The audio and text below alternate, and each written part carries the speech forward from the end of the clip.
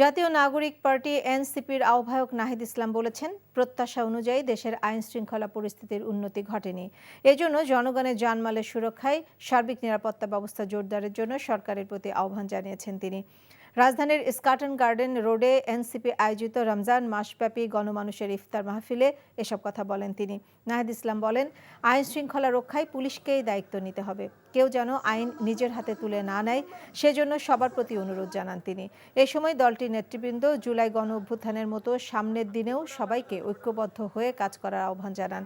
এই ইফতার আয়োজনে পুরো রমজান মাস জুড়ে পথচারী, দিনমজুর, রিকশাওয়ালা ও শ্রমিক সহ দল মত নির্বিশেষে গণমানুষের সাথে রাস্তায় বসে একসাথে ইফতার করবে জাতীয় নাগরিক পার্টি। আমরা সমাজে সম্প্রীতি এবং সহিষ্ণুতার যেই শিক্ষা ইসলাম আমাদেরকে দেয়, সেটা আমরা এই শুধু রমজান মাস নয়, পুরো বছরব্যাপী আমরা সেটা চর্চা করব এবং বিভেদ, হানাহানি এসবকে এক পাশে রেখে আমাদের যে ভ্রাতৃত্ববোধ, মানবতাবোধ, সেটিকে সামনে রেখে আমরা এগিয়ে যাই।